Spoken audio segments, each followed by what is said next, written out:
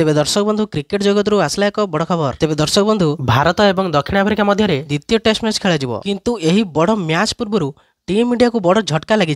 तेबे बीसीसीआई शुक्रवार social media रे एक पोस्ट सूचना करी। तेबे सेही पोस्ट कौन ताहा जानिबा आगु आपण माने जदि एई भली वीडियो देखिया पय चाहउछन्ती ताले वीडियो रे लाइक एवं चैनल को सब्सक्राइब कर दियंतु, कारण एई भली प्रकार वीडियो आपण माने एही चैनल रे देखियो पाइबे। तेबे चलंतु वीडियो रे आगु बढ़िबा। तेबे सही सूचना अनुसार कोलकाता टेस्ट द्वितीय दिन में बैटिंग करथिबा समय गिल को बेकर आघात लागिथिला, जहा फल से आउ बैटिंग न करी फिजिओ को सह पैविलियन फेरिथिले। आउ मैच शेष होगा परे तांको कोलकातार एही हॉस्पिटल रे भर्ती कराइथिला एवं राति सारा तांको ऑब्जर्वेशन रे रखाइथिला। आउ यहा परदिन तांको हॉस्पिटल रु डिस्चार्ज करा जायथिला। तेबे आघात कारणरू से द्वितीय टेस्ट मैच खेलिए नाही। तेबे तांको बदल रे ऋषभ पंत द्वितीय मैच रे अधिनायक दायित्व तुलाइबे। तेबे 19 नवेम्बर रे सुमन गिल भारतीय दल सह गुवाहाटी यात्रा करथिले, किंतु फिट नथिबारु तांको द्वितीय टेस्ट रु बाद दे जायछि। तेबे तांको स्थान रे ऋषभ पंत को कैप्टेंसी दायित्व दिया जायछि।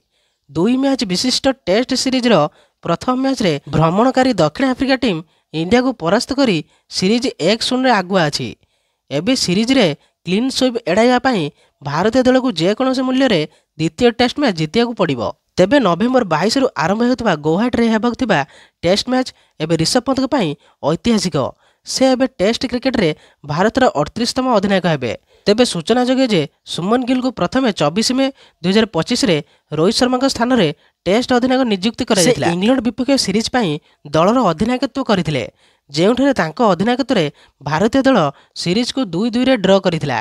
तेबे आसंतु जानिबा द्वितीय टेस्ट मैच पई भारतीय दलर प्लेइंग 11 किए हेबे। तेबे प्रथम अछंती केएल राहुल, यशस्वी जायसवाल, साई सुदर्शन, ध्रुव जुरेल, ऋषभ पंत, नीतीश कुमार रेड्डी, रविंद्र जाडेजा, वाशिंगटन सुंदर, अक्षर पटेल, मोहम्मद सिराज एवं जसप्रीत बुमराह। तेबे द्वितीय टेस्ट मैच रे यही सब खिलाड़ी खेली पारंती। तेबे एही भली प्रकार वीडियो देखा पई आपण माने एही चैनल को सब्सक्राइब कर दियंतु, कारण एही भली प्रकार वीडियो आपण माने एही चैनल रे देखियो पाइबे। तेबे रहिली जय श्री राम।